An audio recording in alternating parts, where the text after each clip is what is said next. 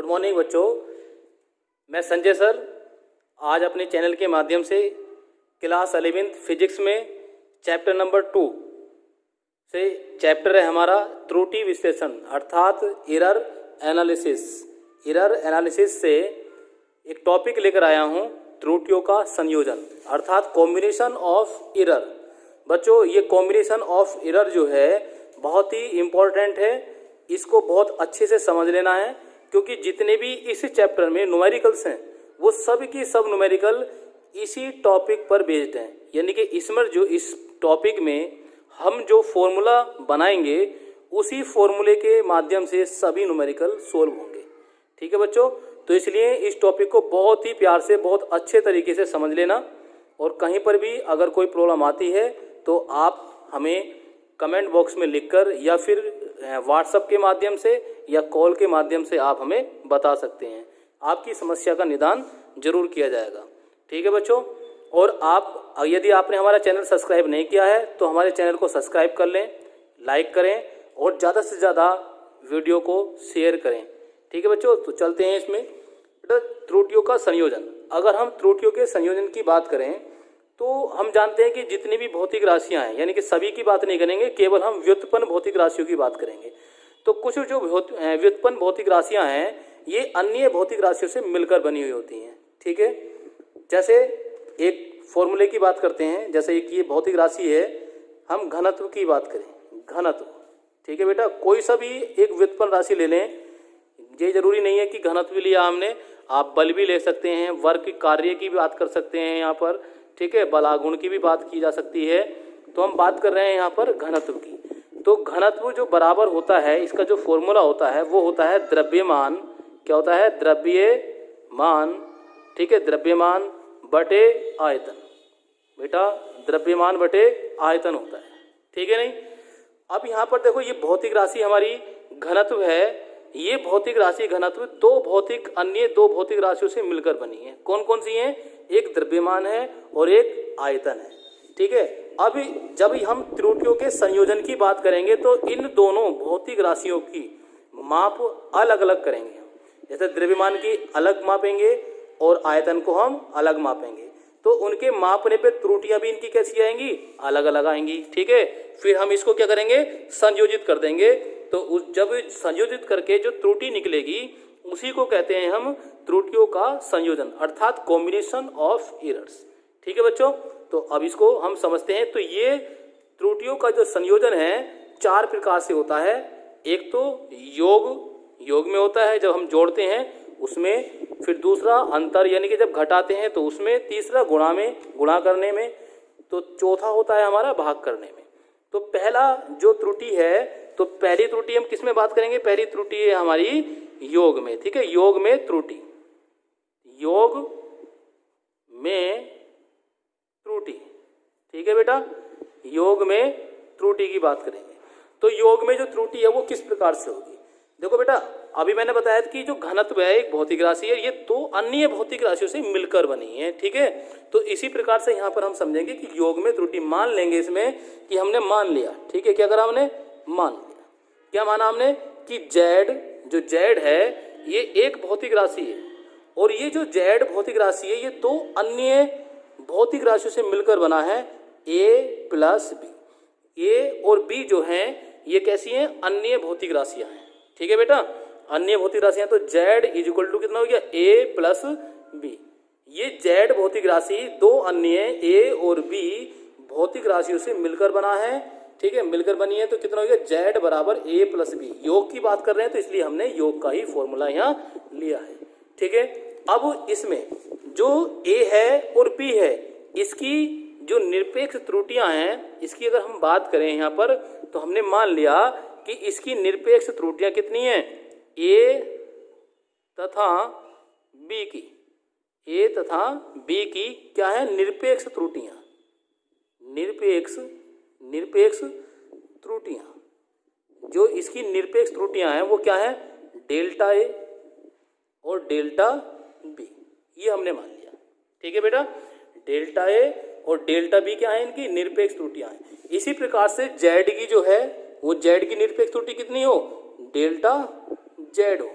तब तो इसको कैसे लिखेंगे, जब ये निरपेक्ष त्रुटियां हैं तो इसको जो डेल्टा ए है और डेल्टा बी है, डेल्टा ए और डेल्टा बी, इसको हम लिखेंगे, इसका ए की निरपेक्ष त्रुटि है तो इसको लिखेंगे हम यहाँ पर, ठीक है। इसको ध्यान से देख लेना, ए प्लस माइनस डेल्टा ए, ये मापित त्रुटियां हैं इसकी। क्या है ये, मापित, यानी कि इनका मापन है।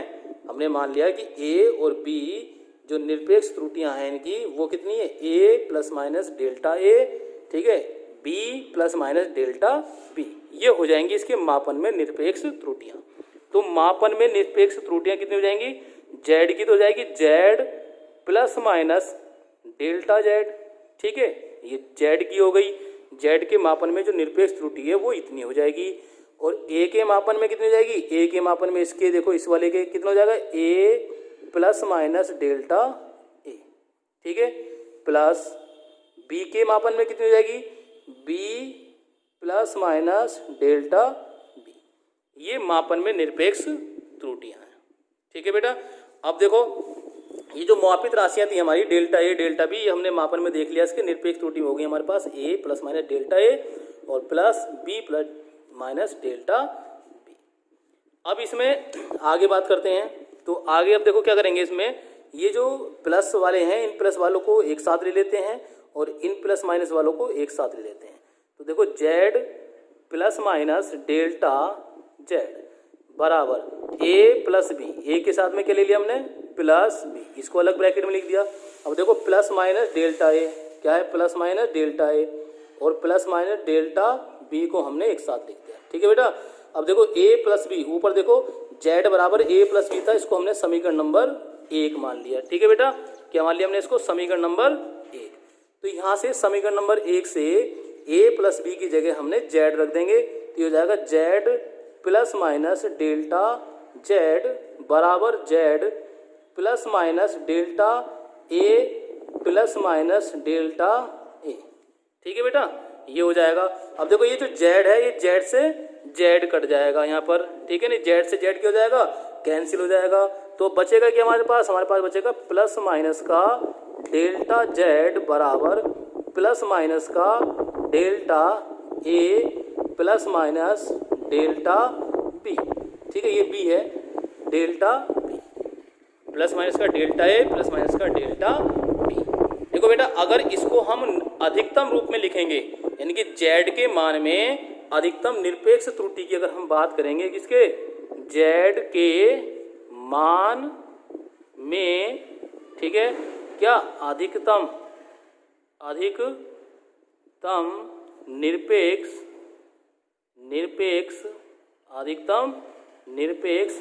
त्रुटि कितनी हो जाएगी, ये हो जाएगी डेल्टा जेड। बेटा ध्यान रखना, जब भी हम अधिकतम की बात करते हैं तो साइन जो है वो एक आता है, कौन सा, प्लस का, केवल एक ही साइन लेते हैं, सिंगल साइन लेते हैं और वो भी प्लस का साइन लेते हैं। तो डेल्टा जेड बराबर हो जाएगा हमारे पास ये, ठीक है, delta A plus delta B, ये हो जाएगा, ठीक है। चाहो तो इस प्लस माइनस को हम बाहर लिख सकते हैं, वैसे इसकी कोई आवश्यकता नहीं है क्योंकि जब ये हमने लिखा तो इसको भी लिखेंगे तो ये तो कैंसिल हो जाएंगे, तो इसलिए हम ये इसको यहाँ से हटा देते हैं, इसको भी हटा देते हैं, ठीक है बेटा। तो कितना बच गया हमारे पास, डेल्टा जेड बराबर, ठीक है, delta A plus delta B, ये हो जाएगा हमारे पास। ये कौन सी है, अधिकतम निरपेक्ष त्रुटि, ठीक है बेटा। इसके बाद अब हम अधिकतम भिन्नात्मक त्रुटि की बात करें, किसकी बात करें, अधिकतम भिन्नात्मक त्रुटि। तो इसकी जो अधिकतम भिन्नात्मक त्रुटि है वो कितनी हो जाएगी, यानी कि जेड के मान में, जेड के मान में अधिकतम, ठीक है, अधिकतम भिन्नात्मक त्रुटि, तो बेटा कितनी होगी, ये हो जाएगी डेल्टा जेड, ठीक है, कितनी होगी, डेल्टा जेड बटे जेड बराबर डेल्टा ए बटे ए प्लस डेल्टा बी बटे बी, ठीक है बेटा, ये हो जाएगी, ये क्या हो जाएगी, जेड के मान में अधिकतम भिन्नात्मक त्रुटि हो जाएगी ये, ठीक है बेटा, भिन्नात्मक त्रुटि। तो भिन्नात्मक त्रुटि हमने पहले समझा चुके हैं, निरपेक्ष त्रुटि के बारे में भी समझा चुके हैं हम अपनी पिछली वीडियो में, बहुत अच्छे से डिटेल से आप लोगों को मैंने समझाया है, ठीक है। उसी प्रकार से यहाँ पर आप समझ लेंगे किस प्रकार से हमने भिन्नात्मक त्रुटि लिखा है। जो हमने भौतिक राशि लिखी थी मैन वो, ठीक है नहीं, और निरपेक्ष जो त्रुटि थी उन दोनों का जो अनुपात था हमारा, उसी को क्या कर रहे हैं हम, भिन्नात्मक त्रुटि, ठीक है, उसी को हम भिन्नात्मक त्रुटि की बात कर रहे हैं। अब भिन्नात्मक प्रतिशत त्रुटि की बात करें, यानी कि जेड के मान में अधिकतम भिन्नात्मक प्रतिशत, क्या लिख दें सिर्फ यहाँ पर प्रतिशत की बात करें, प्रतिशत त्रुटि, तो कितना हो जाएगा, ये हो जाएगा हमारे पास डेल्टा जेड बटे जेड बराबर, तो सॉरी यहाँ पे गुणा कर देंगे 100 के, क्योंकि भिन्नात्मक प्रतिशत त्रुटि की बात करें तो प्रतिशत के लिए 100 से मल्टीप्लाई कर देंगे और यहाँ पर क्या लगा देंगे, मोड, इस प्रकार से, और यहाँ लिख देंगे मैक्स, क्या लिख देंगे यहाँ पर, मैक्स। तो डेल्टा जेड बटे जेड मैक्स इंटू 100, ठीक है, is equal to delta A बटे ए, ठीक है, इसकी मल्टीप्लाई किससे कर देंगे, 100 से, प्लस डेल्टा बी बटे बी, इसकी मल्टीप्लाई किससे कर देंगे, 100 से। तो ये जो फॉर्मूला निकला है हमारा, ये फॉर्मूला हमारा होगा जेड के मान में, कितना होगा, जेड के मान में अधिकतम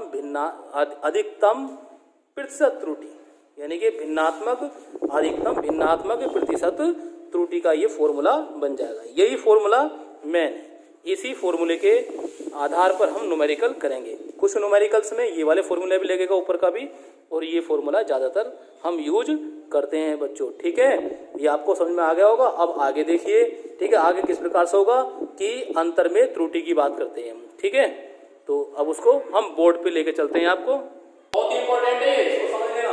अभी तो केवल योग में त्रुटि की बात की है, अब इसके बाद में अंतर में त्रुटि की बात करेंगे, ठीक है, किसकी बात करेंगे, अंतर में त्रुटि की, तो उसको भी देख लेते हैं। हम इसको हेडिंग को चेक कर लेते हैं।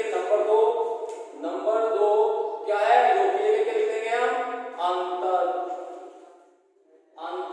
अंतर में त्रुटि, ठीक है, अंतर में त्रुटि। तो अंतर में त्रुटि में हम ये मान लेंगे कि माना जेड एक भौतिक राशि है, दो भौतिक राशियों से मिलकर बनी है, ठीक है, Z equal to A plus B क्या है, ए और बी क्या है, दो अन्य भौतिक राशियां हैं, तो यहाँ पर प्लस की क्या कर देंगे हम, माइनस, क्योंकि यहाँ अंतर की बात हम कर रहे हैं, ठीक है, क्या कर दिया हमने यहाँ पर माइनस कर दिया। उसके बाद में क्या हमने ए तथा बी के मापित मान कितने हैं, ये है, ठीक है, ये तो सेम रहेगा, इसमें हम कोई डिफरेंस नहीं करेंगे। इसके बाद में तब समीकरण नंबर 1 से हमने ये मान यहाँ पर रख दिया है, ठीक है। अब ये जो रखा है हमने यहाँ पर क्या करेंगे, सिर्फ माइनस, क्योंकि समीकरण नंबर 1 में क्या है, यहाँ पर माइनस है, तो हमने इसकी जगह माइनस कर दिया, ठीक है, ये उतना हो जाएगा। अब इसके बाद क्या करेंगे, इसको सोल्व करेंगे, जहां भी ये सिंगल प्लस था वहां सिर्फ प्लस माइनस करना है, तो यहाँ पर हमने क्या करा, ए और बी को एक साथ देखेंगे तो ये वाला माइनस इसके साथ आ जाएगा, तो जब ये माइनस इसके साथ आएगा तो यहाँ पर क्या है, माइनस, ठीक है बेटा। अब देखो ये माइनस की मल्टीप्लाई यहाँ पर होगी तो प्लस माइनस माइनस और प्लस माइनस माइनस प्लस, तो ये चेंज हो जाएगा उनका, ये हो जाएगा माइनस प्लस साइन, ये ऐसे हो, ठीक है। अब इसको क्या करेंगे, तो ये a माइनस बी समीकरण नंबर 1 से हमने देख लिया है किसके इक्वल है, जेड के बराबर है, तो जेड लिखेंगे इसकी जगह लिख दिया हमने जेड, ठीक है। बाकी हमने सेम वैसा ही लिख दिया जैसे हमने पिछले वाले में लिखा था, योग में त्रुटि में लिखा था। तो ये क्या है, सिर्फ ये चेंज हो जाएगा, ऊपर माइनस और नीचे ये प्लस, ठीक है बेटा। ये बस जहां से भी है बस ये ऊपर क्या करेंगे, माइनस और नीचे प्लस करते चले जाएंगे। बाकी हमने जेड लिख दिया है, ये हमने लिख दिया समीकरण नंबर 1 से हो गया, ठीक है। अब ये बिल्कुल सेम होता चला जाएगा, सेम। अब क्या करना है, यहाँ पर देखेंगे यहाँ, तो हम जब अधिकतम की बात करते हैं बेटा ध्यान रखना, अधिकतम की अगर हम बात करते हैं तो अधिकतम में जो साइन आता है वो प्लस ही आता है, अगर वो माइनस हो चाहे प्लस हो तो प्लस ही लेंगे, माइनस कभी भी नहीं लिखेंगे। जब अधिकतम त्रुटि की बात करते हैं, चाहे वो अधिकतम निरपेक्ष त्रुटि की बात हो, चाहे अधिकतम भिन्नात्मक त्रुटि की बात हो, चाहे अधिकतम भिन्नात्मक प्रतिशत त्रुटि की बात हो, सब जगह हम प्लस का साइन ही लेंगे, माइनस का साइन नहीं लेना है, ठीक है बच्चों, ध्यान में आ गया होगा आपके। तो अब देखो हमें क्या करना है, ये प्लस ही लेना है, बस बाकी सेम रहेगा, यहाँ तक कुछ चेंज नहीं करना, बस यहाँ तक चेंज होना है, बाकी नीचे ऐसा का ऐसे ही रहेगा, ठीक है। ये हमारे हमें प्राप्त हो जाएगा, ये जो सूत्र हमें मिला है बिल्कुल सेम वही सूत्र प्राप्त होगा जो हमें योग में त्रुटि में प्राप्त हुआ, ठीक है बच्चों। ये आपको समझ में आ गया होगा। तो 2 पॉइंट हमने इसके समझा दिए, त्रुटियों का संयोजन, क्लियर। अब इसके बाद में नंबर 3 की बात करते हैं। तो तीसरा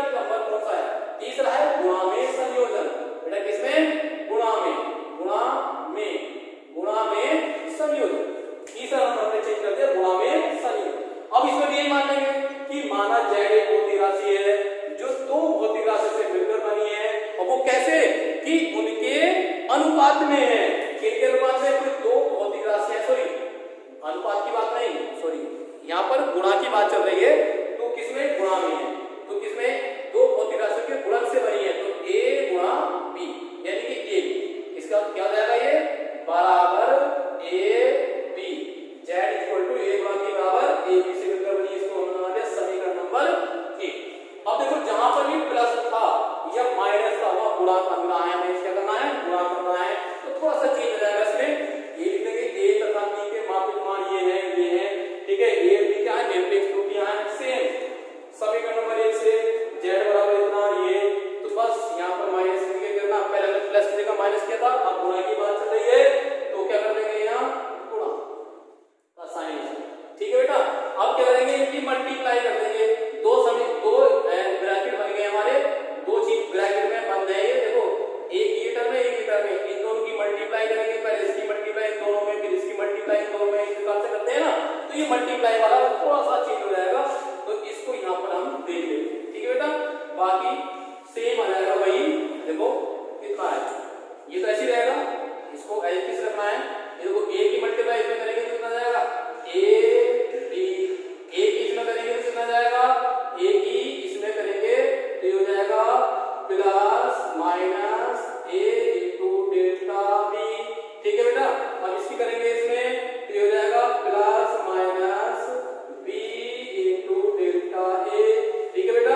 अब इसकी करेंगे इसमें तो हो जाएगा प्लस माइनस, देखो plus plus plus minus minus plus, तो ये प्लस माइनस ही आएगा, मल्टीप्लाई करेंगे, ठीक।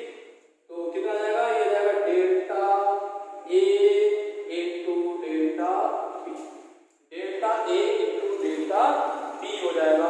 देखो बेटा ये दोनों बहुत ही सूक्ष्म निरपेक्ष मान हो जाएंगे, तो इसको हम छोड़ सकते हैं, इसको हम हटा भी सकते हैं, ठीक है। इसकी ज्यादा जरूरत नहीं पड़ेगी हमें। अब देखो क्योंकि जेड के मान में जब इसकी बात कर रहे हैं डेल्टा जेड की, तो कितना हो गया? जेड। अब देखो ए बी बराबर कितना समीकरण नंबर में? एक जेड है, तो जेड जेड लिख दिया प्लस माइनस का ए इंटू, ठीक है, ये कितना हो जाएगा? ए डेल्टा बी, कितना हो जाएगा? ये डेल्टा बी प्लस माइनस का बी इंटू डेल्टा ए प्लस माइनस का delta A into delta.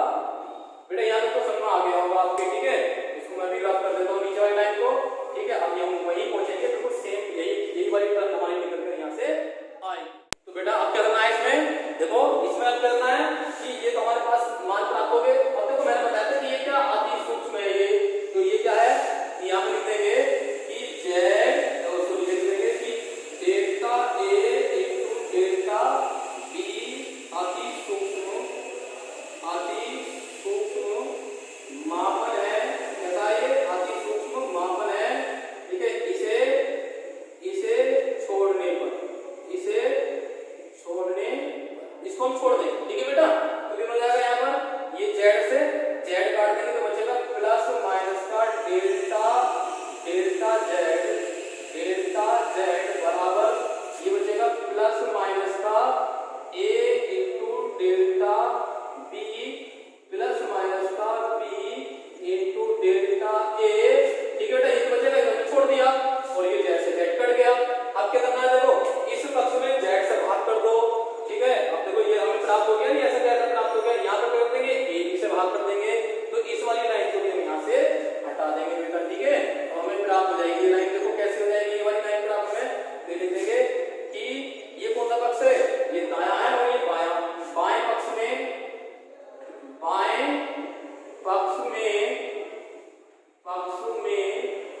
Z से और दाएं पक्ष में ए बी से भाग करने पर, ठीक है। भाग करने पर बेटा मात्रा थोड़ा कम चल जाए, इसलिए कम रह गई है तो थोड़ा कम दिखाई दे जाएगा, लेकिन मैं जो बोल रहा हूँ ना उसको भी उसके द्वारा आप नोट करते चले जाए इसको बेटा, ठीक है। तो देखो हमने क्या करा कि बाएं पक्ष में, ये बायां पक्ष बराबर किधर वाला, इसमें जेड से भाग कर देंगे